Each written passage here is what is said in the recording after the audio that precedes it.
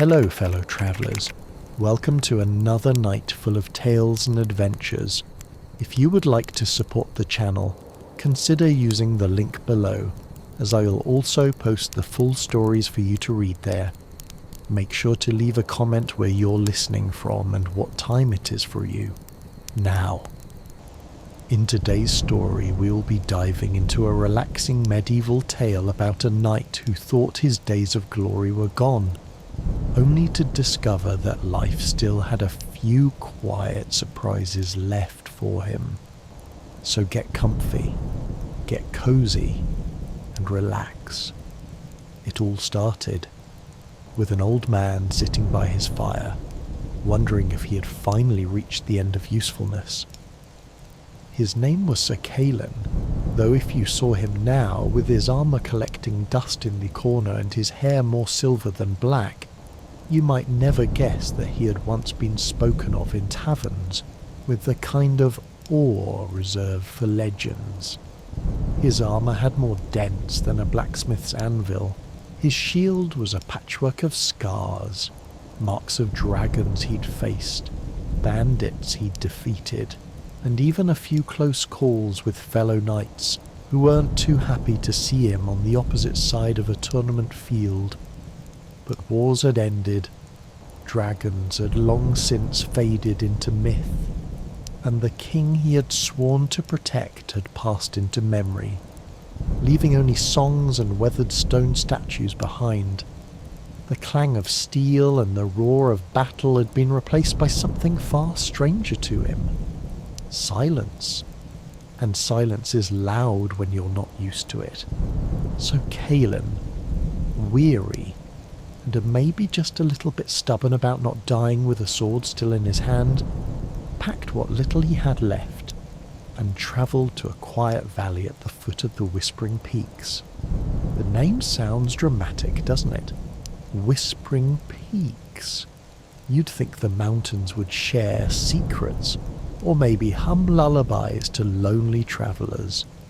In reality, the wind just rattled through the stones in a way that made the sound of voices if you were tired enough, or maybe if you had a bit too much wine. It was here that Calin found a place to stop running. With him, of course, was Bran. Now, Bran was no ordinary hound. To most eyes, he was just a scruffy, grey-muzzled dog who looked like he'd eaten too many leftovers and slept on too many soft cloaks.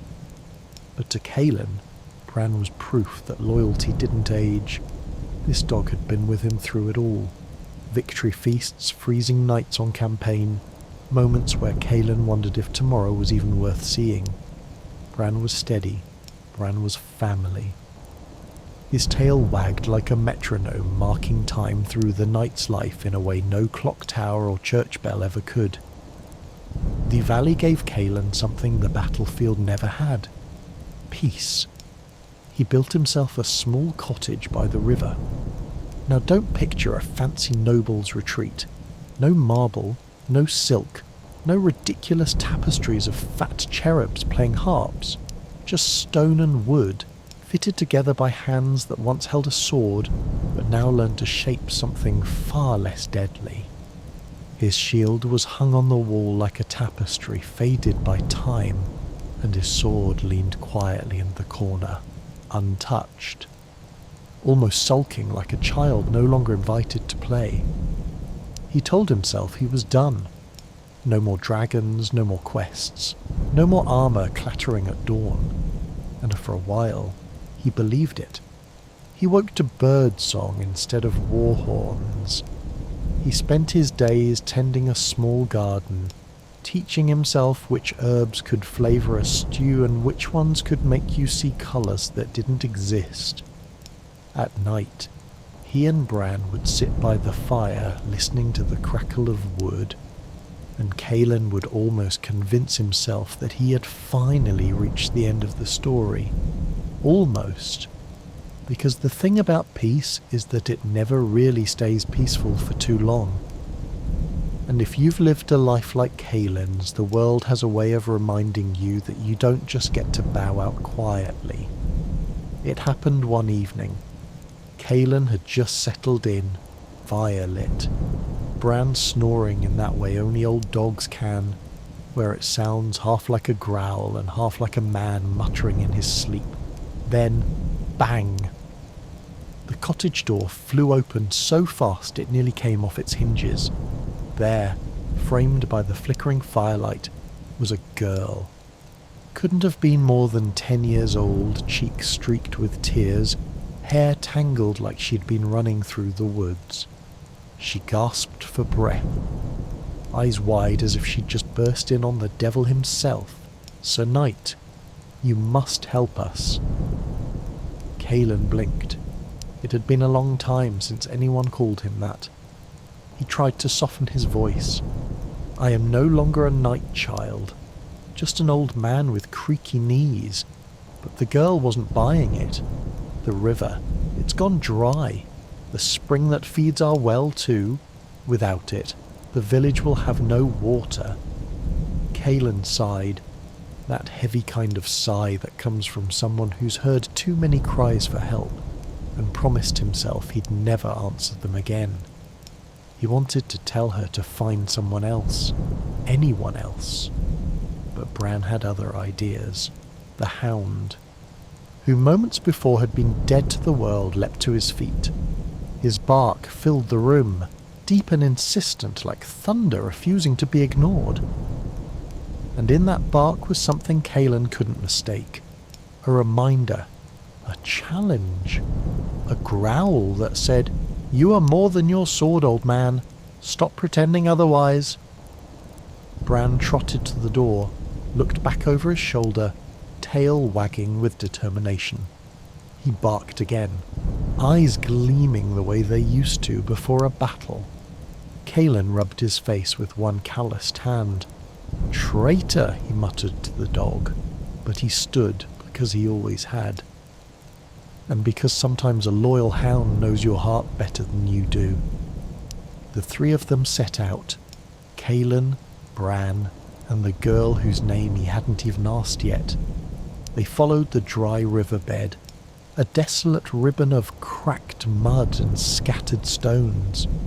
The night was cool, stars sharp above them, the kind of sky that made you feel very small.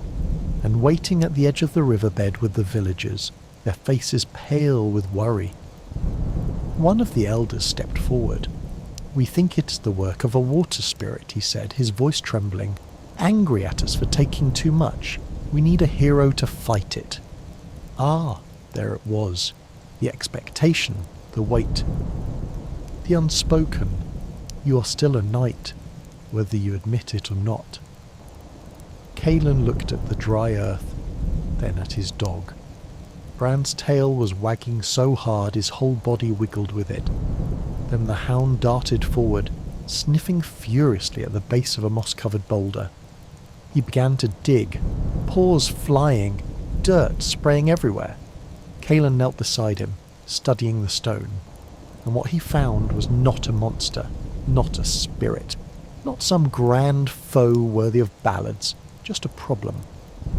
A boulder lodged deep, shifted by some tremor, blocking the underground channel.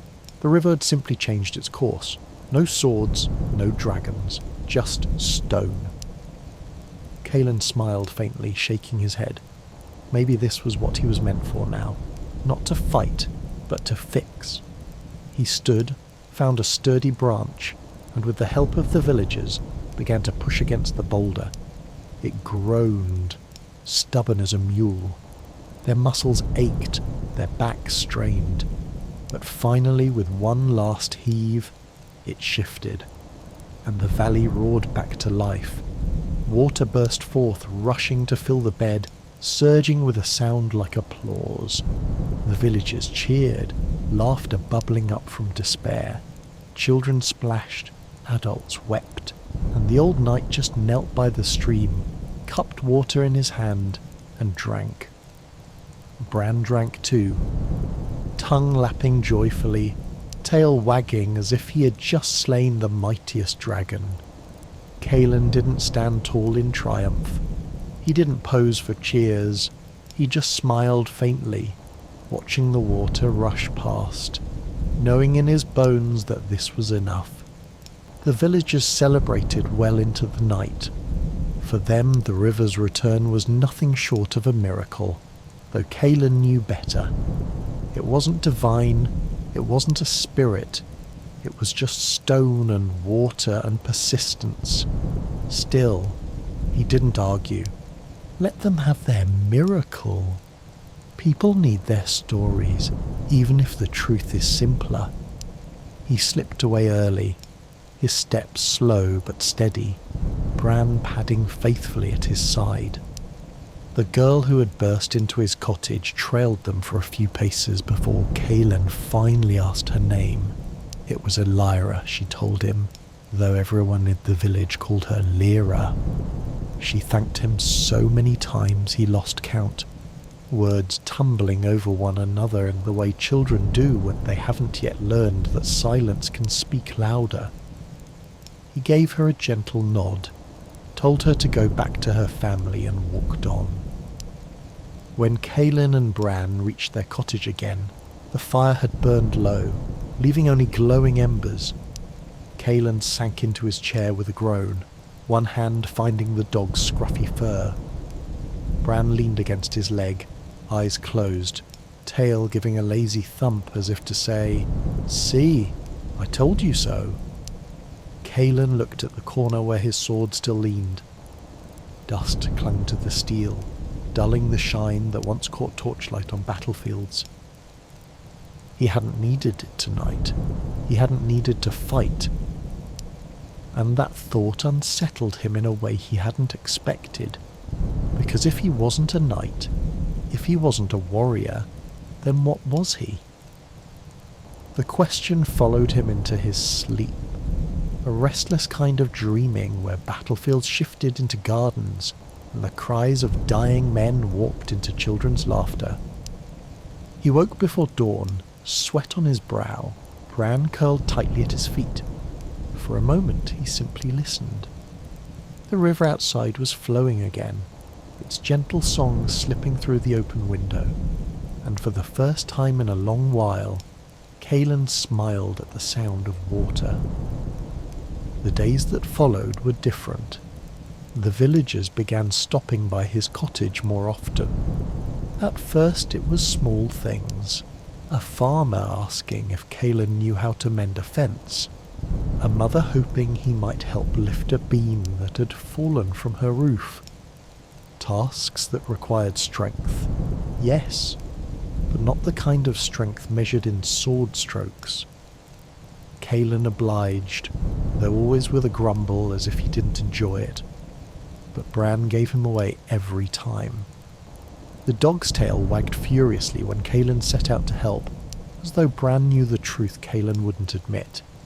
He liked being useful, and once you help with one thing, well, people start thinking maybe you can help with another. Before long, Caelan found himself at the centre of village life without meaning to be. Not as a leader, not as some grand hero, but as someone who was there when things needed fixing.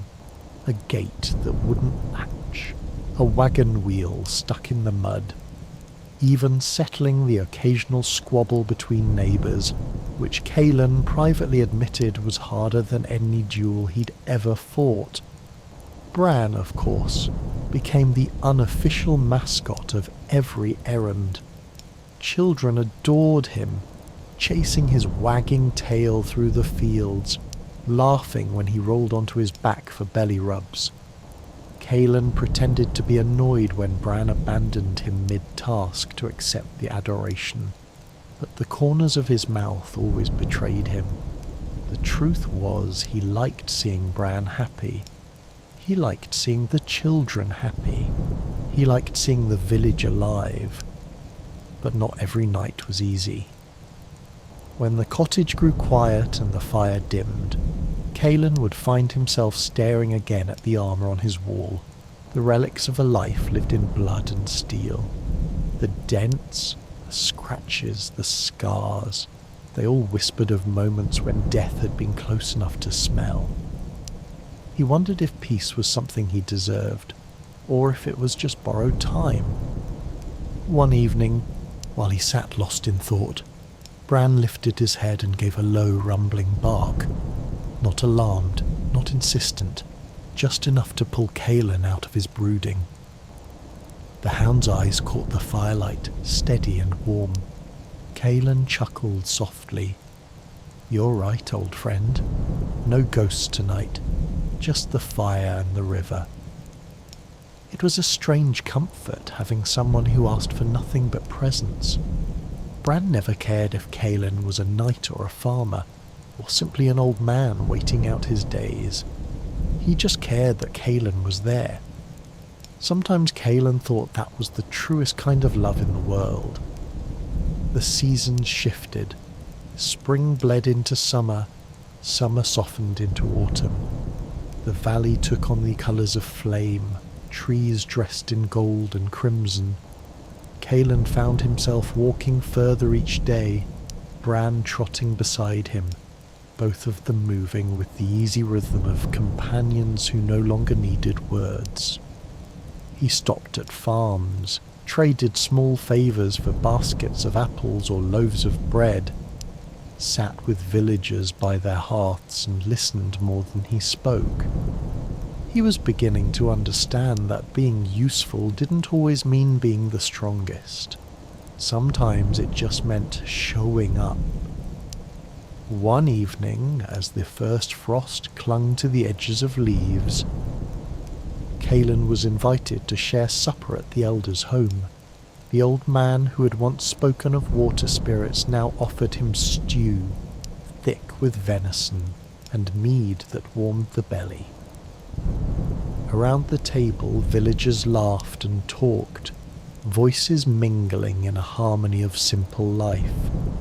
Kaelin listened, smiling faintly, though part of him still felt like a guest at a feast he hadn't earned. When the elder raised a cup in his honour, calling him the village's protector, Kaelin nearly protested. Protector was a title that belonged to someone younger, stronger, braver, not to him.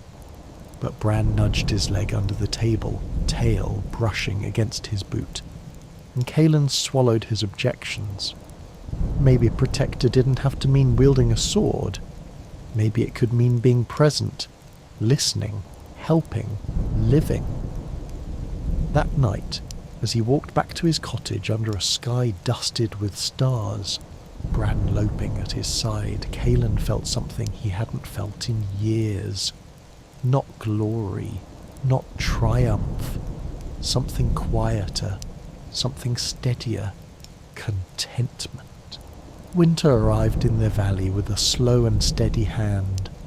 Snow crept down from the whispering peaks, frosting the trees and glazing the riverbanks in white. The villagers huddled closer to their hearths, smoke curling from chimneys in little grey ribbons. For Kaelin, it was the first winter in decades where he wasn't camped in some muddy trench, or riding through sleet with frozen fingers gripping a sword. This time he had walls of his own, a fire of his own, and the kind of silence that felt less like loneliness and more like rest. Bran, of course, loved the snow. The old hound might have moved slower these days, but give him a fresh blanket of white and he turned into a pup again, bounding and rolling, leaving messy trails that looked more like the work of a dozen dogs than just one. Children from the village joined him whenever they could, pelting him with soft handfuls of snow, which Bran accepted with the dignity of a king and the joy of a fool. Kaelin would stand with his arms crossed, shaking his head, pretending to scold the dog for forgetting his age. But when Bran came back covered nose to tail in snowflakes, Kaelin always ended up laughing. The cottage became more than just his shelter. It became a place where neighbours dropped by when their own fires burned low. They came with small gifts, a loaf of bread, a jug of cider, a woolen scarf. and in return Kalen offered what he could. Sometimes advice, sometimes help splitting wood, sometimes nothing more than a listening ear. He had once been a man known for cutting down foes with a sword, but here he found that listening could cut through despair even more effectively. Still, winter sights could be long. The crackling fire could only keep so much of the cold away, and the silence sometimes pressed in on him, like the weight of snow on a roof. He would sit in his chair, Bran curled at his feet and catch himself drifting back into memories. Battles where the ground was slick with frost and blood. Camps where men huddled together for warmth, not knowing if they'd see dawn. The faces of comrades, some long gone, some buried under stone far from here. Those nights he spoke aloud, though no one but Bran was there to listen. He spoke not of victories, but of regrets, of the men he couldn't save, of the choices that had seemed necessary at the time but haunted him now. Bran never answered, of course, but he listened. His ears would twitch, his eyes would open just enough to show he was there, and somehow that was enough to keep the darkness of memory at bay. One evening a knock came at the door, not frantic like before, not desperate, just a polite knock, hesitant. Kalen opened it to find Lyra, the same girl who had come crying to him months ago. She carried a small basket of apples, red and shiny despite the season. "Mama says you helped save us all," she said shyly, holding the basket out with both hands. "I wanted to bring you these." Kalen took the basket, surprised by the lump that rose in his throat. "Thank you," he said softly, "but you should keep them for your family." "We have enough," she insisted, then glanced at Bran and grinned. "Besides, I think your dog likes apples." Bran, traitor that he was, wagged his tail at once. Kalen chuckled, setting their basket on the table. "Perhaps we'll share then." Lyra stayed for a little while, sipping warm broth and asking endless questions about what it was like to be a knight. Did dragons really exist? Had he ever met a queen? Was it true that swords could sing if swung fast enough? Kalen answered as best he could, though he skipped the bloodier parts, painting his past in broad strokes rather than gory detail. She listened wide-eyed, her imagination filling in the spaces he left blank. When she finally left, cheeks flushed from the fire, Kalen sat for a long time staring into the flames. The world had changed. Dragons were gone, kings were dust, battles were songs rather than scars in the land. But children still wanted stories, and maybe, just maybe, he still had a role to play in giving them. The weeks passed. Snow deepened. The river slowed, crusted with ice, though it never stopped flowing thanks to the valley's hidden springs. Kalen learned to move with the rhythm of the season, chopping wood, mending tools, sharing meals with neighbours. His muscles ached differently now, not from swinging a sword, but from honest labour. It was a good ache, the kind that reminded him he was still alive. Sometimes, though, he caught himself glancing at his sword. He wondered if his hands would even remember how to wield it. The thought unsettled him, but he never touched it. It wasn't his weapon anymore.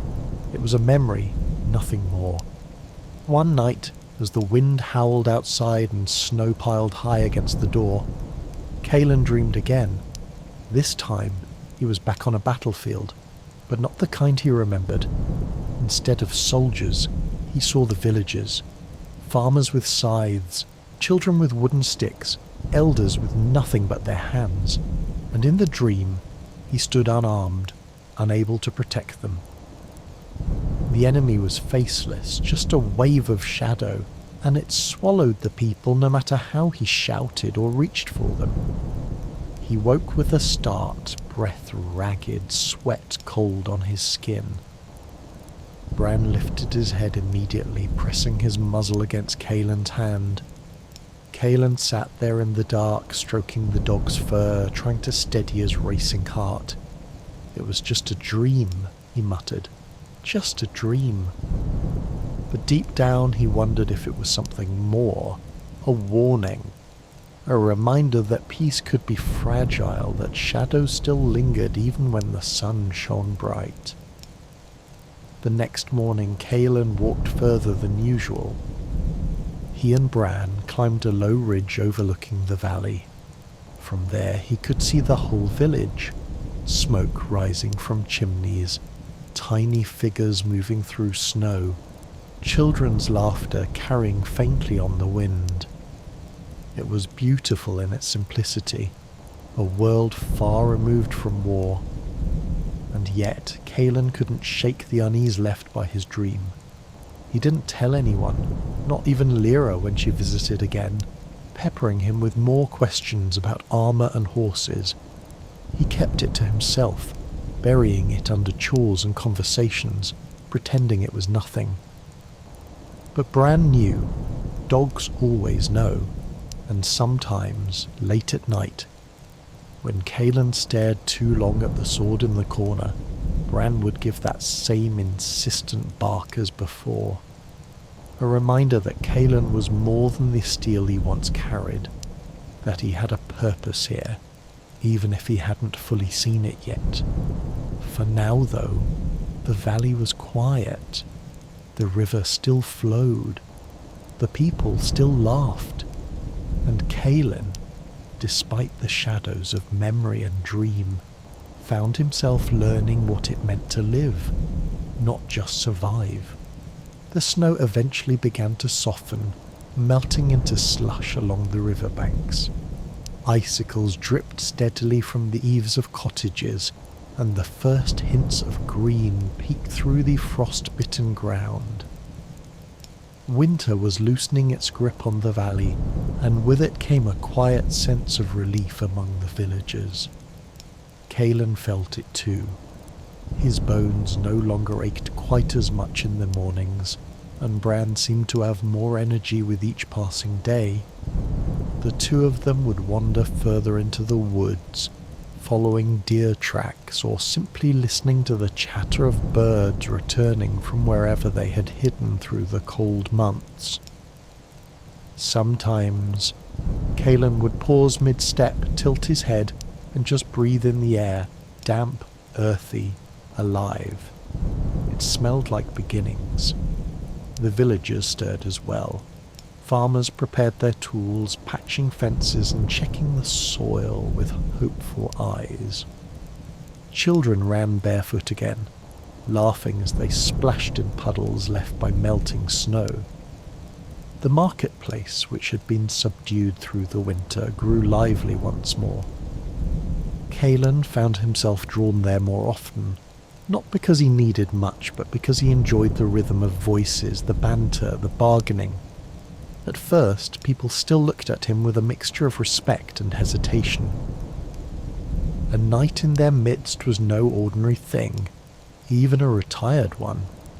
But slowly the distance melted, much like the snow. Old women scolded him for not wearing enough layers. Men asked him for advice on repairing carts. Children clung to his cloak, begging for stories about battles or monsters. He gave them only the gentler tales, about campfires shared between soldiers, about travelling across mountains, about seeing stars from lonely watchtowers. Bran, naturally, was the real celebrity. Every child seemed to know his name, and Kaelin often lost sight of him in a crowd, only to find him lying belly up while half a dozen little hands scratched him. Kaelin would shake his head and mutter about dignity, but Bran never looked the slightest bit ashamed. One afternoon, while Kaelin sat on a bench near the square, a man approached him. He was broad-shouldered, with the rough hands of a blacksmith and the wary eyes of someone used to sizing people up. "You're the knight," he said. Not a question, more a statement. "I was," Kaelin replied. The man nodded once. "My forge is out near the edge of the village. If you've got tools that need mending, bring them by." It was simple, blunt, but Kaelin understood the offer for what it was, a gesture of acceptance. He inclined his head. "I'll keep that in mind." From then on, Kaelin visited the forge often, not just for repairs, but for conversation. The blacksmith, whose name was Orin, was a man of few words but steady company. Together they would stand by the glowing coals, Orin hammering iron while Kaelin told bits of his past. In return, Orin spoke of the village's struggles, its lean years, its triumphs. A friendship formed, quiet but sturdy. Meanwhile, the valley itself seemed to lean toward Kaelin. Birds nested near his cottage. Wildflowers sprang up along his path. The river sang louder, as though in greeting each morning. Sometimes Kaelin wondered if he was imagining it, if his yearning for peace was making the world seem softer than it truly was.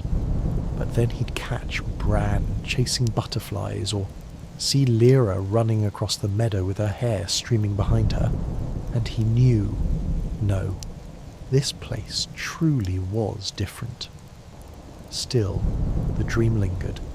That vision of faceless shadows swallowing the villagers refused to leave him. At times it pressed against the back of his mind like a door rattling on its hinges. He didn't speak of it, not even to Orin, though once or twice he almost did.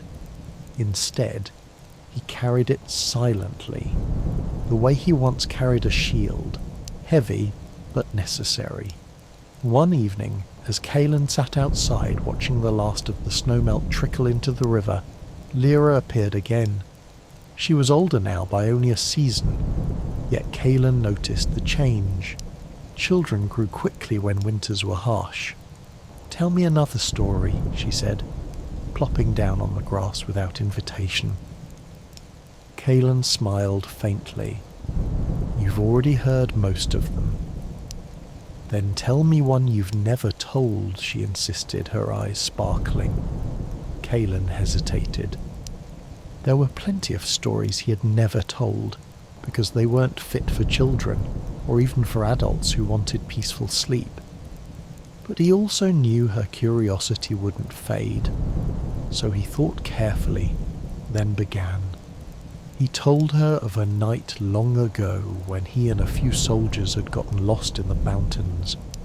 Their supplies had run low, their firewood was gone, and the wind howled like wolves around them. Yet in the darkest hour they stumbled upon a shepherd's hut. The shepherd, an old woman with crooked hands, had taken them in, fed them warm broth, and sung them to sleep as if they were her sons. The next morning, they discovered she had shared the last of her food with them. She had nothing left for herself, but she only smiled and told them that kindness always grows like grass after snow. Lyra listened, wide-eyed, clutching her knees. "Did you ever see her again?" Kaelin shook his head.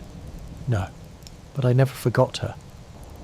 When Lyra left that night, Kaelin sat alone for a long time, hearing the old woman's voice in his memory. Kindness grows. He looked out at the valley, at the people slowly weaving him into their lives, and wondered if he was finally beginning to understand. But still, the shadows of his dream lurked. And though he told himself it was only memory playing tricks, some part of him couldn't help but feel that change, real change, was coming. The days lengthened, and with them came the warmth of true spring. Trees that had stood bare for months now swelled with buds, and soon the entire valley seemed to burst into green. It was the kind of season where you could almost hear the grass growing if you stood still long enough. Kalen found himself smiling more often, though he would never admit it aloud. He had never been a man given to grins, but now and then one slipped through like sunlight between clouds. Bran certainly noticed. The dog pounded through meadows as though he had forgotten his years, splashing into the river and emerging soaked proud, and entirely unbothered by Kalen's grumbling about muddy paw prints. At night, Bran curled up closer to the fire than Kalen thought reasonable, his tail thumping even in sleep. That kind of contentment was infectious. The villagers were busy with planting, and Kalen, though he knew little of farming, lent his strength where he could. He carried sacks of seed, hoisted fence posts, and fetched water for weary workers. He was clumsy at first, his hands more familiar with hilts and shields than ploughs and spades. But the villagers never mocked him. They corrected him patiently, sometimes laughing with him rather than at him. And slowly he found a rhythm in this gentler kind of labour. It surprised him how much satisfaction he took in the work. A furrow well dug, a fence well mended, a child lifted onto his shoulders to see the first shoots sprouting. These victories were small, but they left him oddly fulfilled. They were not tales for ballads or songs, but perhaps that was the point. One afternoon, Orin the blacksmith came to him with a request.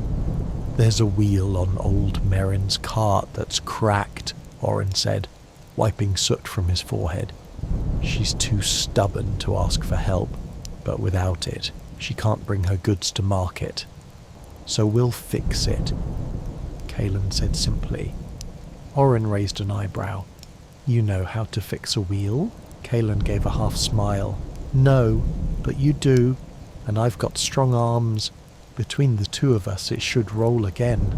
And so they went, Bran trotting happily at their heels to Merrin's farm. The old woman protested, of course. She insisted she didn't need anyone meddling with her affairs. But when the wheel came loose in Kalen's hands and Orin fitted a new rim around it, her protests softened. By the time the cart was rolling again, she was pressing fresh bread into their palms and telling them to take it before she changed her mind. It was a small thing, but Kalen felt it ripple through the village like a stone tossed into water. He was no longer just the old knight who lived by the river. He was becoming part of their fabric, woven into their days. That night, sitting by the fire with Bran snoring beside him, Kalen realized something that startled him. For the first time in years, he wasn't waiting for war. His shoulders weren't tensed for the next battle. He was simply living. And though he had once thought such a life beneath him, now he found it strangely precious. Still, the dream came again. This time it was stronger.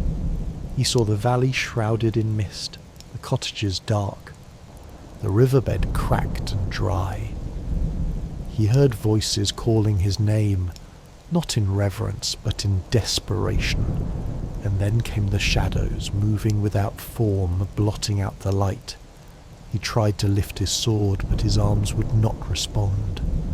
Bran barked furiously beside him, but the sound was muffled, swallowed by the gloom. Kalen woke with his heart pounding, his breath ragged. The fire had gone out, and the cottage was cold. Bran stirred, resting his head against Kalen's knee as if to anchor him. "It's nothing, old friend," Kalen whispered, though his voice betrayed him. He lay awake until dawn, staring at the beams of his cottage and wondering whether the dream was truly nothing, or a warning. The next day he wandered further up the river than usual, as though searching for an answer. The water glittered in the sunlight, swift and strong, and there was no sign of danger. He crouched, letting the current flow between his fingers, and almost laughed at himself. "Old soldiers and their ghosts," he muttered, "always seeing battles where none exist." Yet when he returned to the village, he noticed the subtle way people glanced at him. Respect, yes, but also expectation. They trusted him to be something he no longer claimed to be, a protector, a guide. He wondered if they would look at him the same way if they knew how uncertain he felt, how deeply the shadows of his dreams rattled him. That evening Lyra appeared again. She always seemed to know when Kaelin's mood had turned heavy, as though drawn by some invisible thread. She asked no questions, simply plopped down near the hearth with Bran's head in her lap and demanded another story. Kaelin searched his memory. This time he spoke of a different kind of battle, not one fought with swords, but with patience. He told her about a siege where the enemy never attacked, only waited. His men grew restless, supplies dwindled, and tempers flared. In the end, victory had not come from bloodshed, but from endurance. They outlasted their foe not by being fiercer, but by being steady. Lyra listened intently, and when the tale ended she said, "That's what you do now." Kaelin frowned. "What do you mean?" "You wait," she said simply. "You wait and you endure. That's why people come to you." Her words lingered long after she left. Perhaps she was right. Perhaps his new battles were not against monsters or armies, but against time, despair, and the creeping shadows of fear. And perhaps, just perhaps, those battles were just as worthy. Summer crept into the valley with a steady confidence, like an old friend who knew they would always be welcome. The air grew warmer, fields ripened, and the river shimmered under a sky that seemed to stretch forever. Kaelin often found himself standing outside his cottage in the evenings, hands on his hips, just watching the horizon burn gold before slipping into violet dusk. He had seen countless sunsets in his life, some from the ramparts of castles, others from lonely battlefields, but none seemed quite as honest as the ones in the valley, where nothing was demanded of him except to simply notice them. Bran, of course, adored the season. He had a knack for finding the shadiest patches under trees, sprawling there with his tongue lolling, sighing as though he had invented the concept of relaxation. Children from the village often found him and joined him, lying in a tangle of limbs and laughter. Kaelin pretended to be annoyed when they tracked grass and dirt to his doorstep, but truth be told, he liked hearing the echoes of joy spilling over his fence. It gave his cottage a pulse, a heartbeat stronger than his own. The villagers grew busy with harvests, but they always had time to stop by Kaelin's cottage, asking for a strong back or steady hand. He carried water to fields, mended a crumbling stone wall, and once even found himself chasing a runaway goat that clearly had more wit than sense.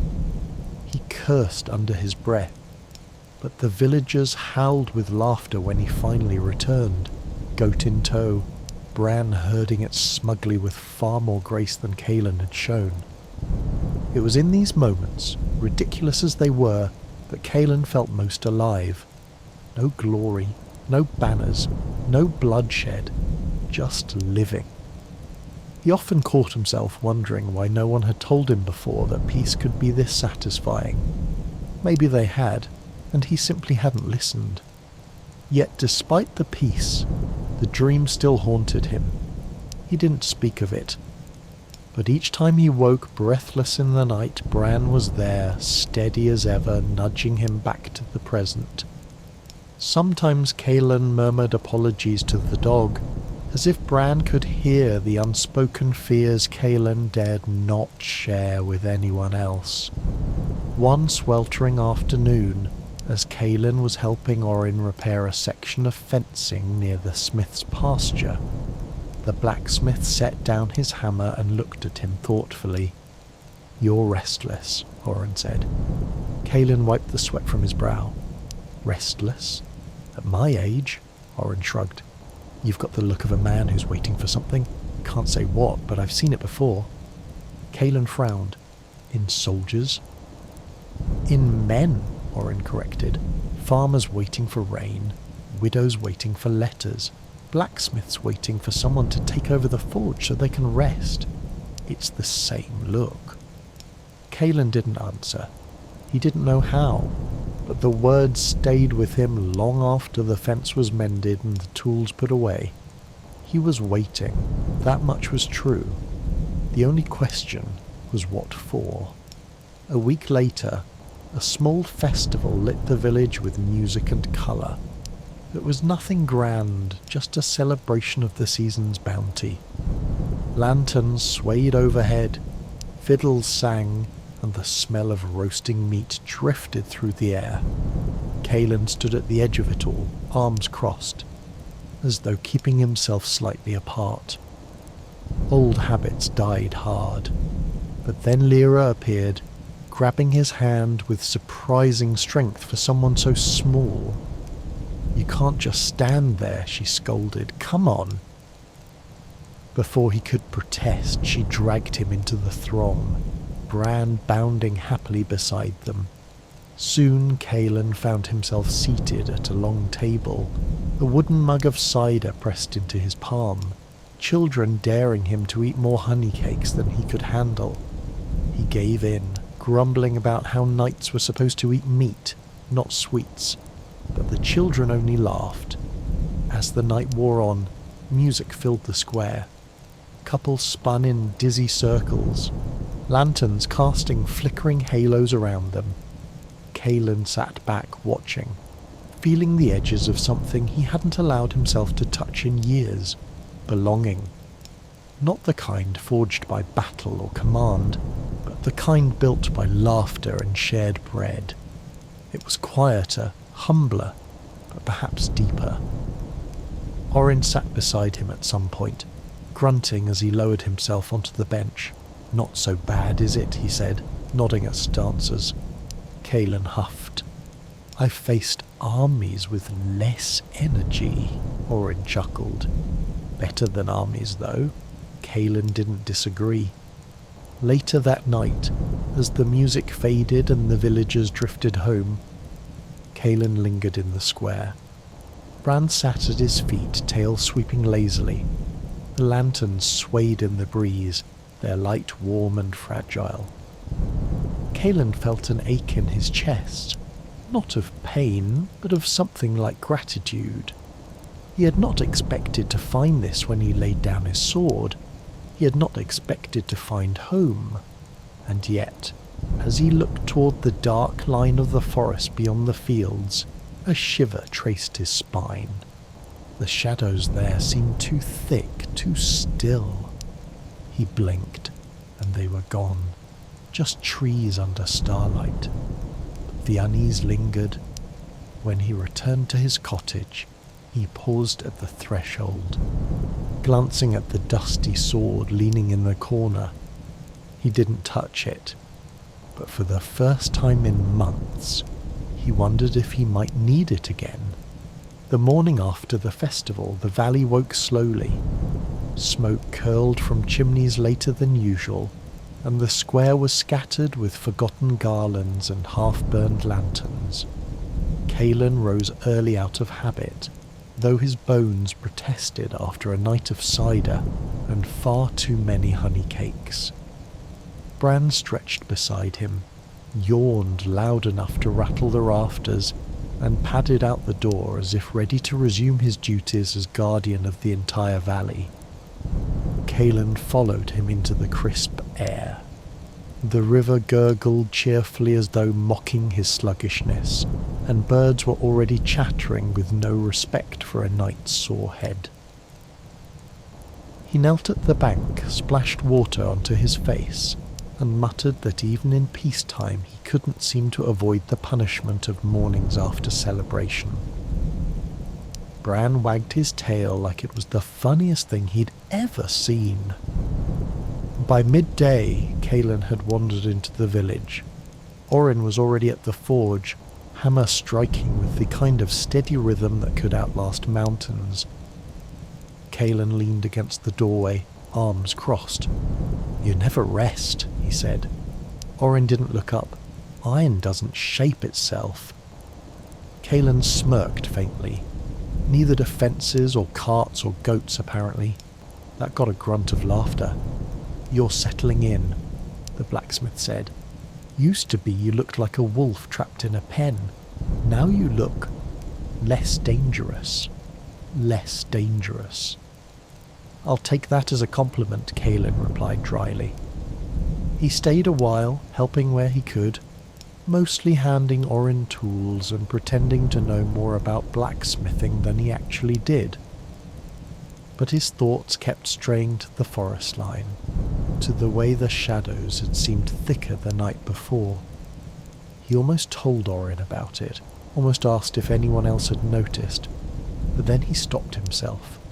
What would he even say? That a knight with failing eyes thought trees looked too much like monsters?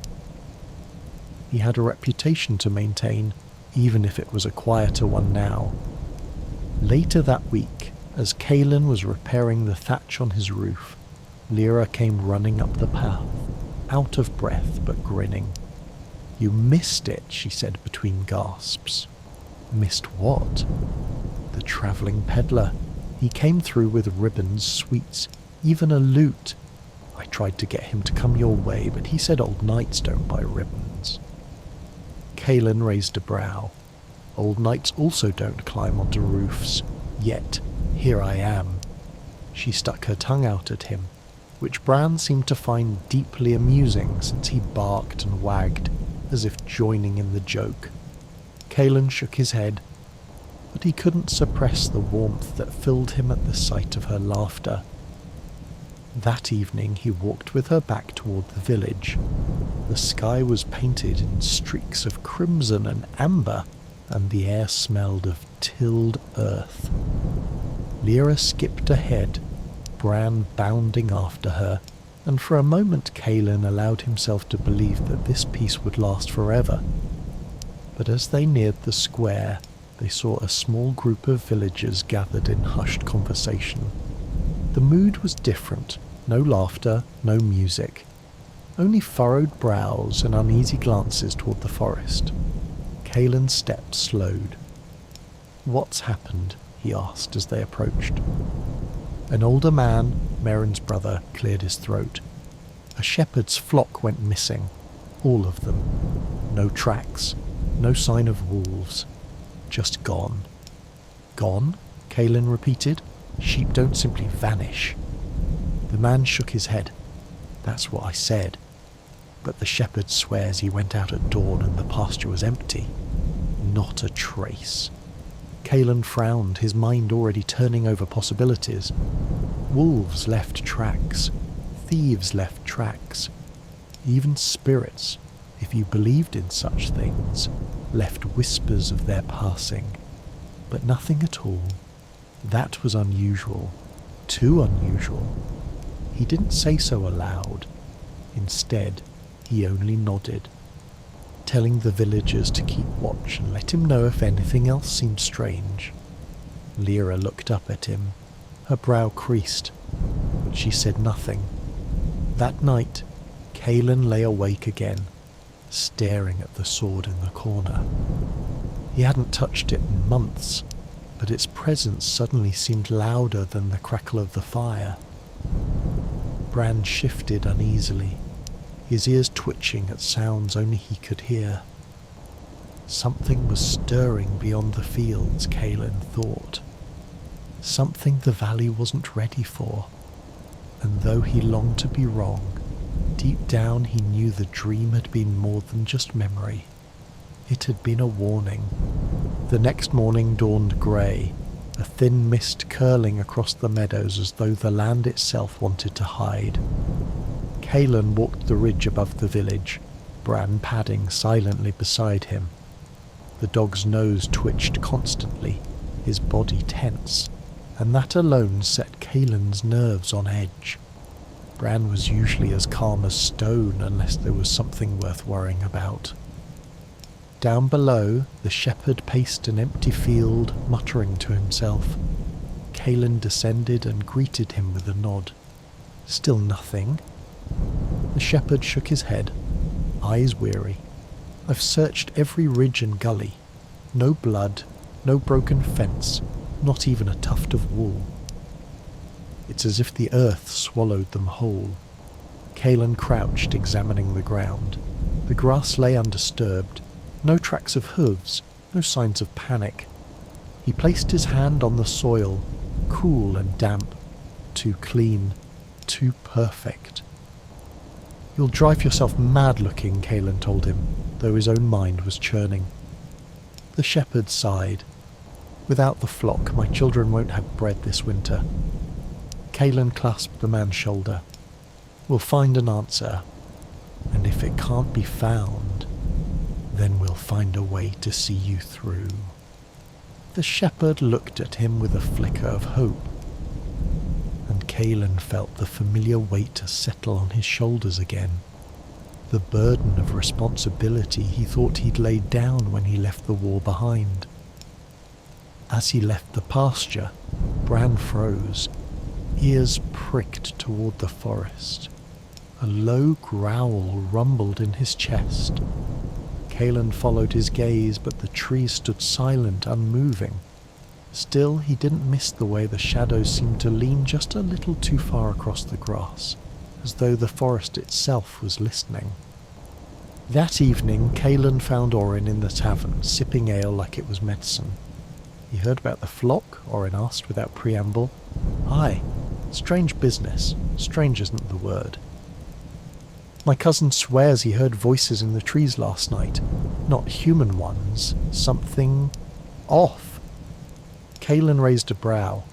Since when do you believe in ghost stories? Orin scowled. I don't. But I've seen too many winters to ignore my cousin's fear. They sat in silence for a while, the crackle of the fire filling the gap. Finally Caelan said, If it is something unnatural, then ignoring it won't make it go away. Orin's gaze hardened. So you're thinking what I'm thinking? That depends. Are you thinking we should sharpen steel and prepare for something ugly? Orin gave a grim smile. Exactly that. The following days passed uneasily. Children were kept indoors after sunset, and even the elders, usually stubborn in their evening walks, shut their doors tight before the stars appeared. The village had grown quiet, and quiet was not its nature. Caelan began patrolling the forest edge each night, Bran always at his side. He found nothing, no footprints, no broken branches, but the stillness was heavy, too heavy. One night, as he sat on a fallen log, he spoke aloud, though only Bran could hear. You'd think after all these years I'd enjoy peace. But no, leave me alone with silence long enough, and I start hunting for ghosts. Bran huffed as if in agreement, then suddenly stiffened.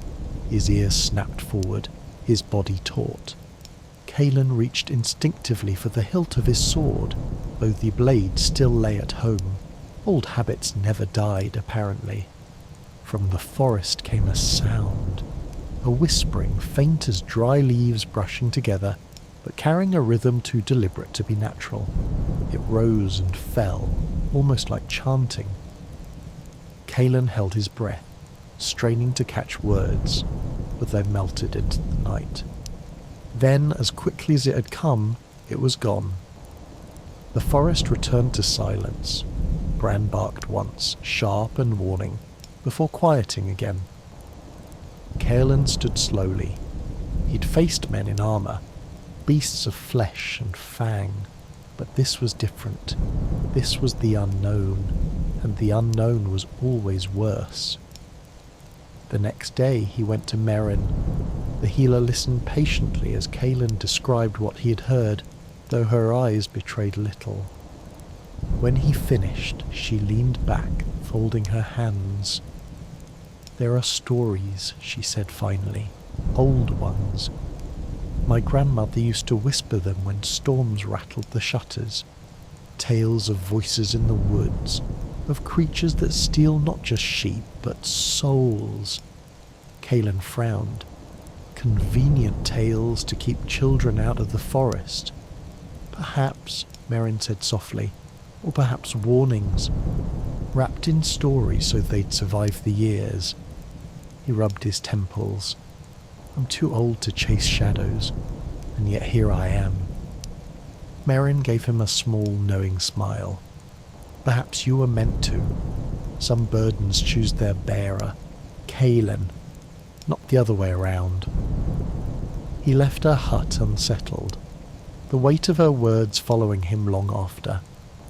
That night, as he sat again on the ridge, he couldn't help but glance toward the dark line of the forest. Somewhere out there something was moving, something that wanted to be unseen. The forest was not a place Kaelin feared, not in the way villagers did. He had bled on stranger grounds, crossed landscapes that reeked of fire and ruin. Yet that night, as the stars blinked cold above the peaks, even he hesitated at the tree line. Bran waited, nose to the earth, tail low, ready to follow but not eager. Kaelin crouched, brushing his hand across the soil. Damp, soft, yet no hoofprints, no claw marks. As though nothing alive had touched this place for days. That was not natural. Forests always bore life's scratches. Birds, deer, foxes. But this earth lay unmarked, as if the world itself had taken a breath and held it. "Come on then, old friend," Kaelin murmured, and together they stepped into the dark. The first thing he noticed was the silence. Not a cricket, not a rustle of wings. Even the river's song dulled here, swallowed by the trees. The path wound narrow, hemmed in by trunks that seemed to lean closer than they should. Bran padded ahead, nose twitching, body tense. His paws made the only sound, a steady rhythm broken now and then by Kaelin's boots grinding pebbles into the dirt. Every creak of leather, every shift of breath seemed thunderous. Half an hour in, Bran stopped dead. He stood rigid, ears flat, staring into a patch of darkness where the moonlight didn't reach. A growl bubbled low in his throat. Kaelin squinted but saw nothing, only trees, bark glistening faintly with dew. Still, the hair on the back of his neck rose.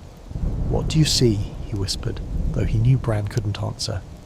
Then, faint and far off, came the sound again, the whispering.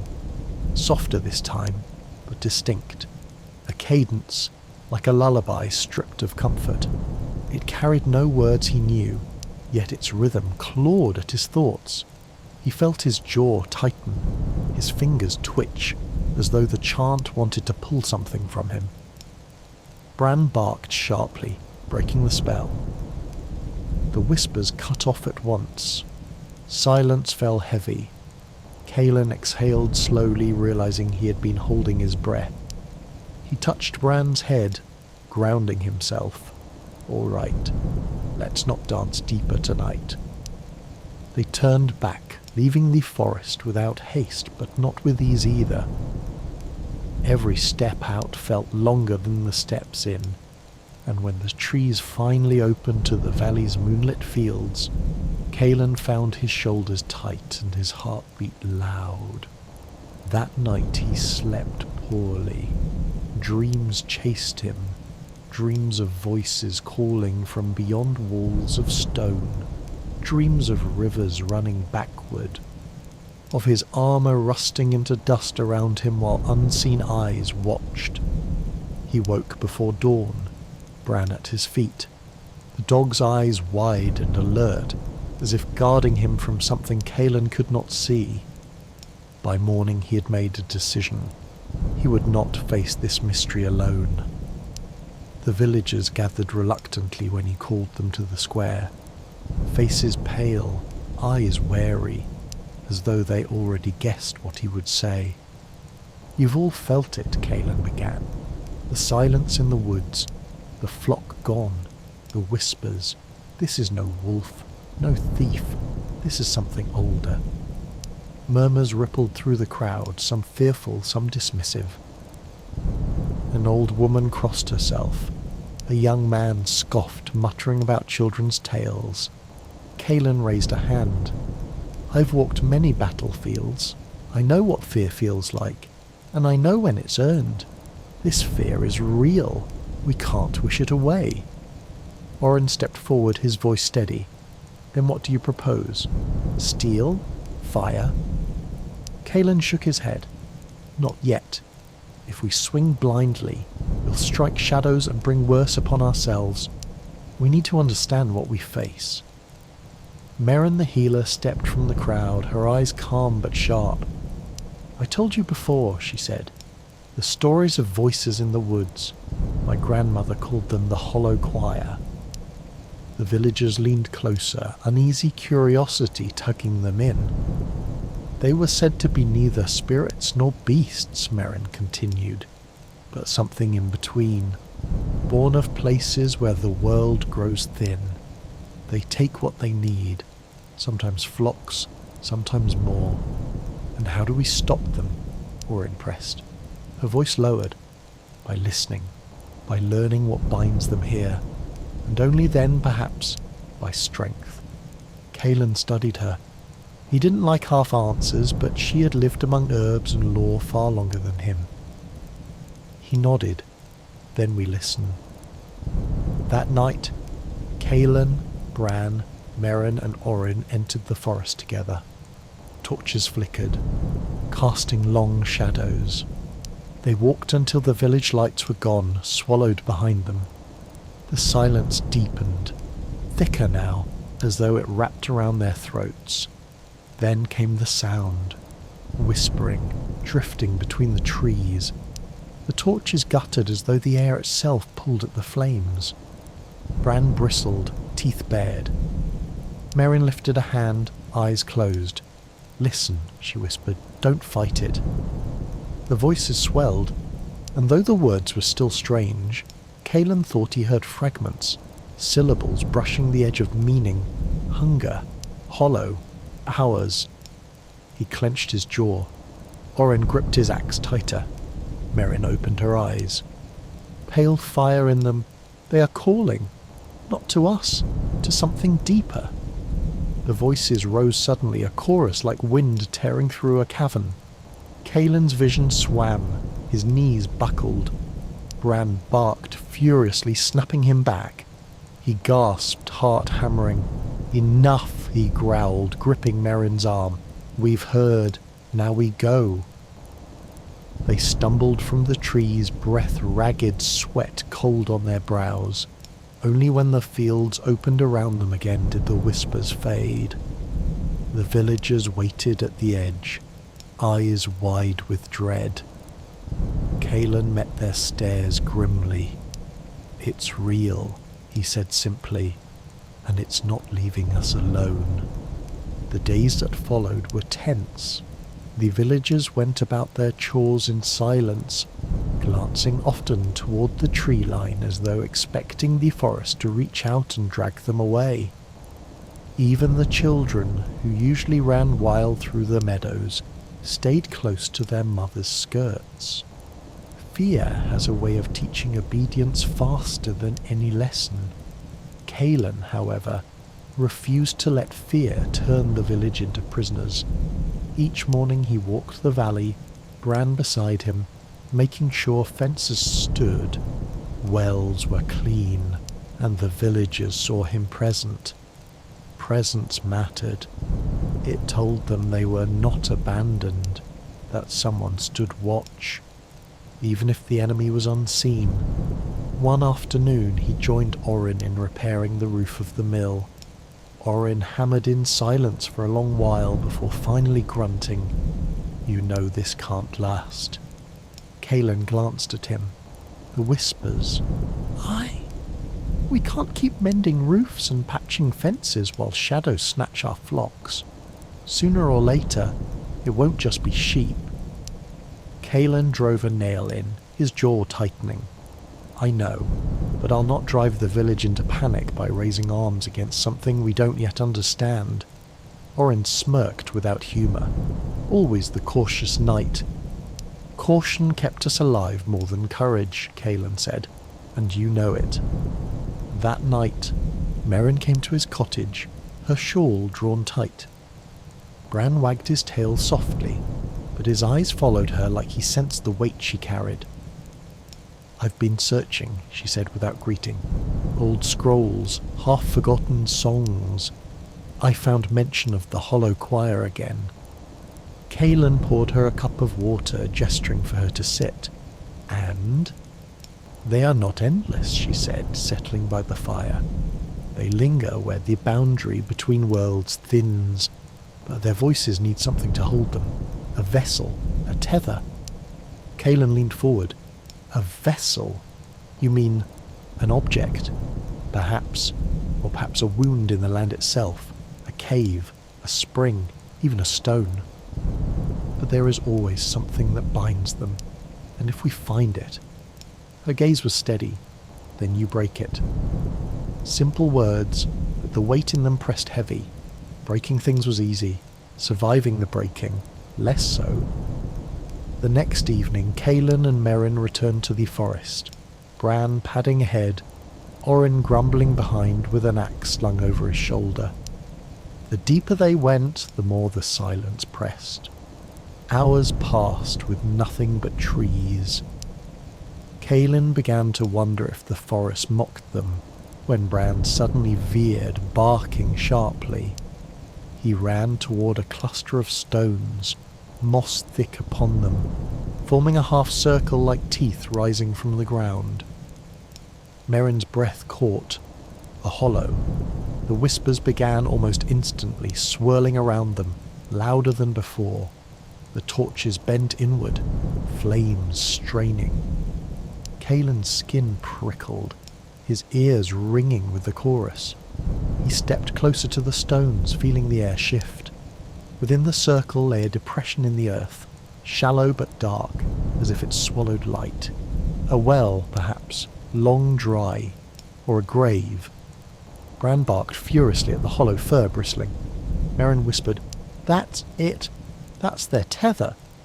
Kaelin gripped her arm. "If we break it here, what happens to them?"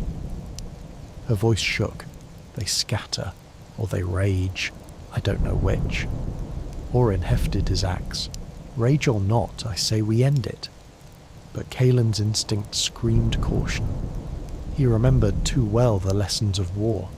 Strike without knowing your enemy, and you might win the battle only to lose everything else. "We wait," he said. "We watch." They returned to the village with heavy hearts, though Orin muttered curses the entire walk.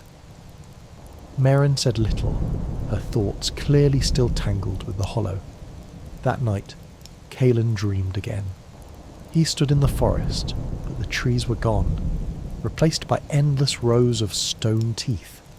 From every hollow came voices, whispering, chanting, laughing. They grew louder until the earth cracked open, and from the cracks poured not water, not fire, but darkness itself flooding the land. He woke with Bran pouring at his chest, whining low, eyes glistening with worry. Kaelin stroked his fur, steadying both of them. Dreams were dreams, but sometimes dreams carried warnings. At dawn he went to the river. The water ran clear again, sparkling with morning light. Children filled buckets and splashed each other, their laughter chasing away shadows. Kaelin smiled faintly, but unease coiled within him. The river had returned when he solved a puzzle of stone. This would not be solved by strength alone. As he turned to leave, Merrin approached, her face pale with sleeplessness. "I had a dream," she whispered. The hollow opening, voices spilling out, darkness covering the valley. Kalen froze. His own dream echoed too closely. "Coincidence?" he asked. She shook her head. "Not with them." He exhaled. "Then we don't have time for caution anymore."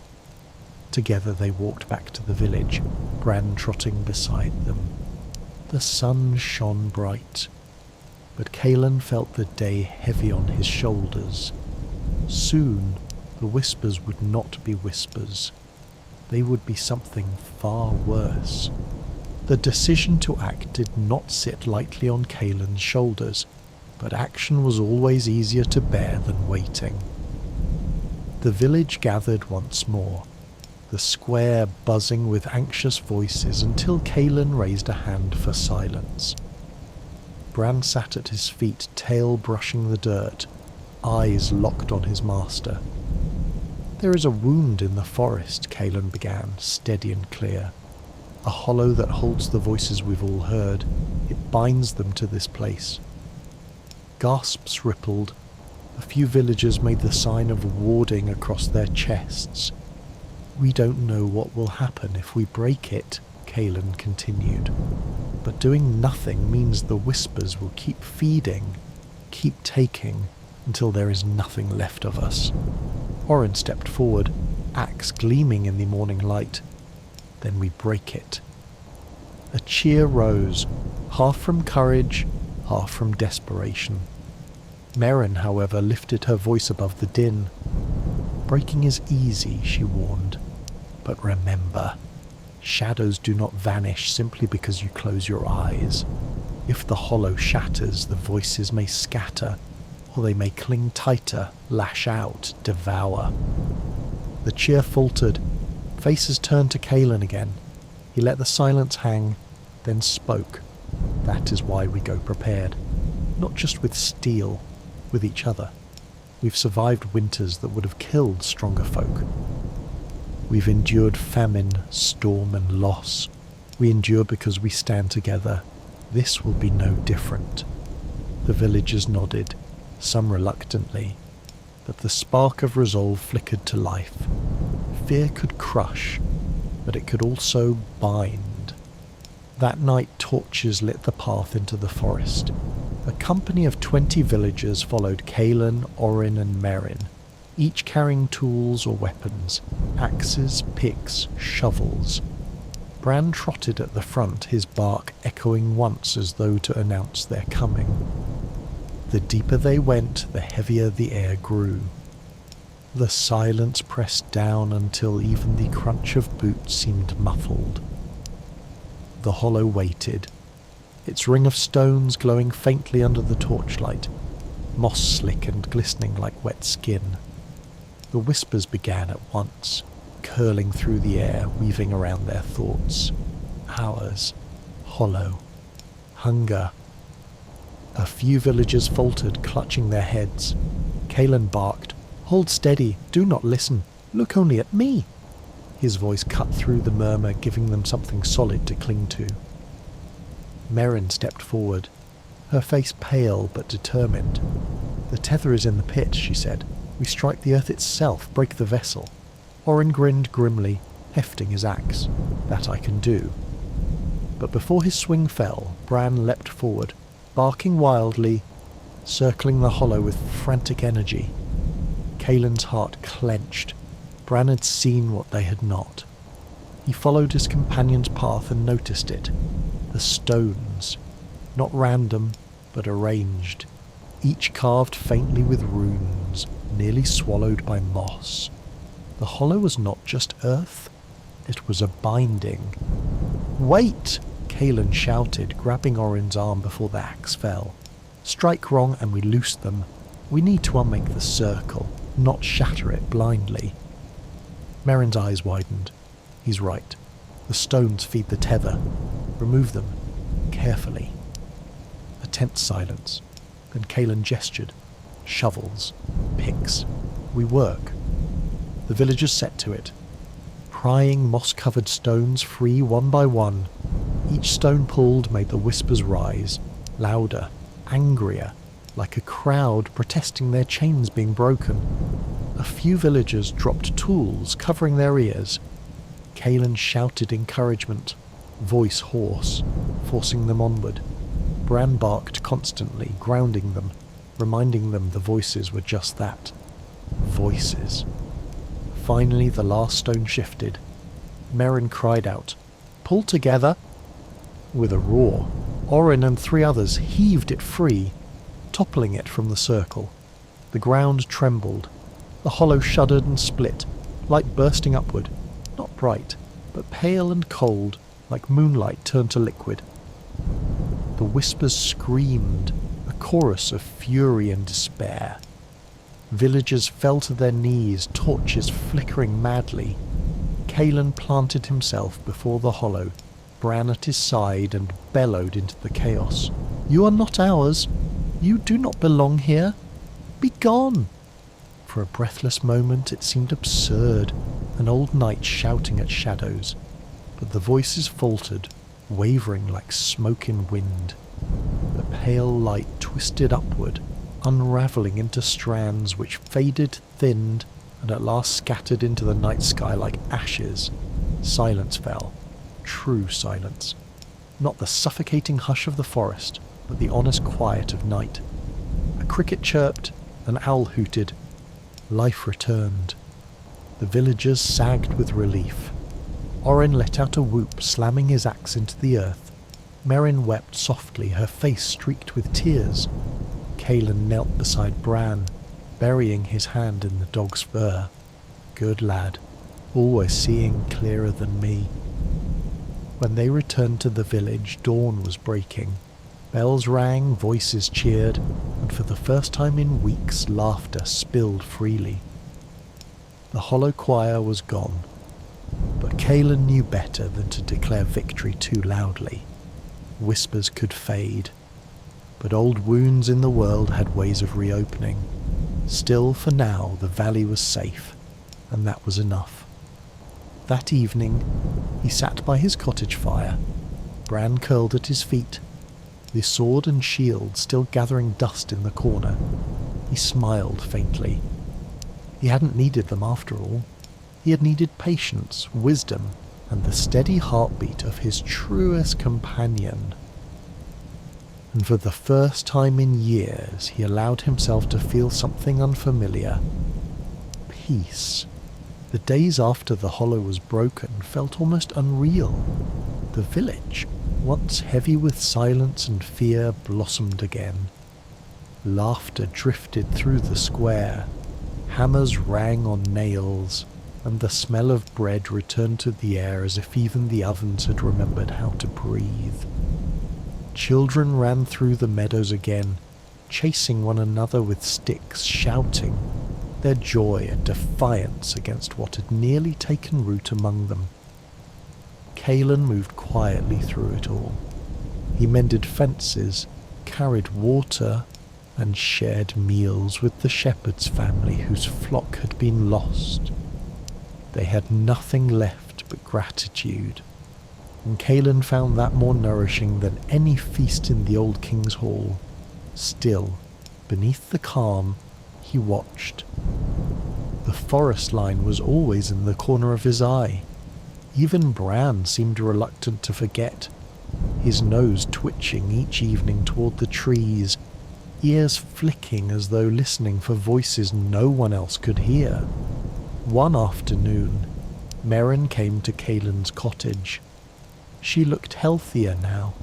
The shadows under her eyes softened, but there was still that edge of thought behind her gaze. "The hollow was only one wound," she said quietly. "There are others scattered across the land, some deeper, some older." Kalen leaned against the doorway. Bran pressed to his knee. "Do you believe more of these choirs dwell there?" "Perhaps not the same, but something," she admitted. The world is not as tidy as we wish, but," she paused, almost smiling, "you did what most would not. You faced them without a blade." Kaelin chuckled dryly. "My sword is more rust than steel these days. Besides, it was Bran who knew where to dig." At his name, Bran wagged his tail and licked Kaelin's hand, a gesture so simple it made both of them laugh. That night the villagers held a feast in Kaelin's honour. They roasted what little meat they had, brewed ale strong enough to warm even the most tired bones, and sang songs until the stars blurred. Kaelin sat among them, humbled and quietly amused at the irony. He had once been praised for battles that left fields soaked in blood. Now he was celebrated for prying stones from the earth. Orin clapped him on the back so hard his ribs ached. "You've gone soft, old friend," he teased, "saving lives instead of taking them." "What a disgrace," Kaelin smirked. "Careful, or I'll show you just how soft these hands are." The villagers roared with laughter, and for the first time in longer than he could remember, Kaelin let himself laugh with them. Later, as the fire burned low and the villagers drifted home, Kaelin remained by the embers. Meryn sat across from him, Bran stretched between them, snoring gently. "Do you regret it?" she asked suddenly, laying down the sword. Kaelin stared into the flames, the crackle of burning wood filling the silence. "Once I thought I'd missed the glory, the clash of steel, the roar of victory, but now I only regret the time it took to see that peace was always the greater prize." Meryn nodded slowly, her eyes thoughtful. "Not every knight lives long enough to learn that." When Kaelin finally rose, Bran stirred, tail thumping weakly against the ground. Together they walked back to the cottage, the night air cool and gentle, the stars clear. For once the forest at their backs felt like a friend, not a threat. As Kaelin settled into his chair, Bran curled close by the hearth. He allowed himself a small, contented sigh. Maybe, just maybe, the quiet life would finally stay quiet. But then again, he thought, glancing at the dusty sword leaning in the corner, peace always had a way of being temporary. The weeks turned to months, and life in the valley found its rhythm again. Crops grew tall, the river sang steadily, and children carried baskets of berries through the lanes. Peace, fragile yet firm, had returned. Kaelin often walked the ridges with Bran, watching over the land. He had no orders now, no king's banner to serve, yet the valley felt more like his kingdom than any battlefield ever had. One crisp morning, Meryn joined him on the ridge. She carried no staff or satchel, only herself, which Kaelin found unusual. "You look restless," she said as they watched the sun climb over the peaks. Kaelin chuckled. "Do I?" "Like a hound that smells storm before the clouds form," he sighed. "Habit. A man doesn't spend a lifetime waiting for battle without learning to listen for silence that's too deep." Meryn smiled faintly. "Then perhaps you should listen differently. Not for danger, but for peace." Bran barked once as if in agreement, then flopped on the grass, rolling happily in the dew. Kaelin shook his head, laughing. The dog had a way of making wisdom sound simple. That evening Kaelin sat by the hearth. Bran curled near the fire, his old eyes half closed. The sword still rested in the corner, dusty, but Kaelin found himself staring at it less often. His hand no longer itched for the weight of steel. Instead he reached for Bran's fur, the warmth more comforting than any weapon. As winter approached, the valley gathered for the harvest feast. Lanterns glowed through the night. Tables were lined with bread, cheese, and apples polished bright. Music filled the square, fiddles and flutes carrying tunes that lifted even the most tired hearts. Kalen stood at the edge watching the villagers dance. Orin dragged him into the circle once, and though Kalen's steps were clumsy, laughter followed him. Even Bran barked along with the music, tail wagging wildly. Later, Merrin raised a cup in Kalen's honour, to the knight who laid down his sword but not his courage. The villagers cheered, but Kalen only smiled softly, his heart warm. For the first time in decades he felt no need to deflect praise.